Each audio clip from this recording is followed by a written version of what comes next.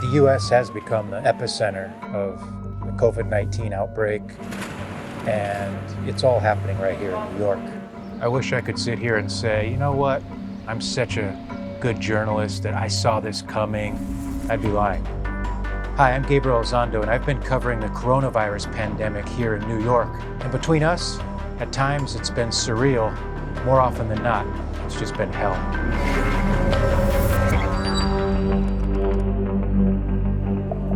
The death toll has been going up steadily for weeks now.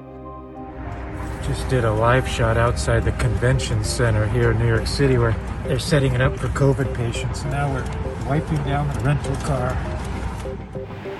I knew that it could potentially spread, of course, but I was busy. I mean, it's been a terrible night for Bernie Sanders. We were all busy. I was covering the Democratic primaries in Michigan, just here in the state of Michigan, like nothing was going on. And then all of a sudden, it just seemed like a light switch went off, and all of a sudden, New York was right in the middle of it as the epicenter. Getting ready to do some lives on the oil prices that have gone basically to zero. I mean, you can buy a cup of coffee in New York now for the price of a barrel of oil. Actually, probably 2 cups of coffee for the price of a barrel of oil. Right below me down there is the World Trade Center Memorial, where the 2 towers were. And on any given day, you would see hundreds, if not thousands of people down there. And there was just nobody around. Nobody. No cars, no people, no tourists, no sounds, no sirens, no buses. And I just stopped for a second, and I just felt like I was in a movie. And I had to just catch myself, and I said, is this for real? Is this really happening? I didn't realize it until I was in the middle of this story, the true human impact that this is really having. I started researching who are these people that are dying. I spent hours and hours just online, going through Twitter, going through newspaper articles, reading the obituaries. And there's a councilman that I knew, Michael Young. His office is 1 block from my house.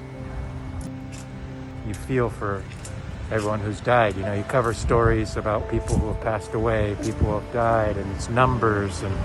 But then when it's someone you know and you've met, and someone that's in your community, you feel it. You feel it, you know? It hits you. I have 2 notebooks I've been keeping, and I look through them and it's just numbers.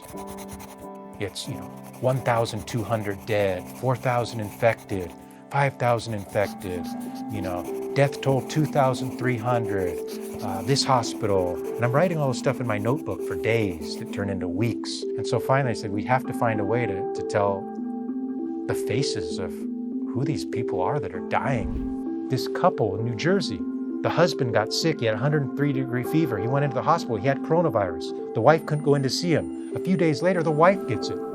She gets admitted to the same hospital on a different floor of the hospital. They're not even together. He dies. A few days later, she dies.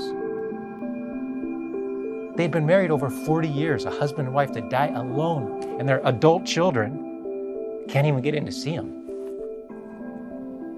I mean, these aren't the stories that you're hearing when we talk about flattening curves and when we're talking about, reopening New York.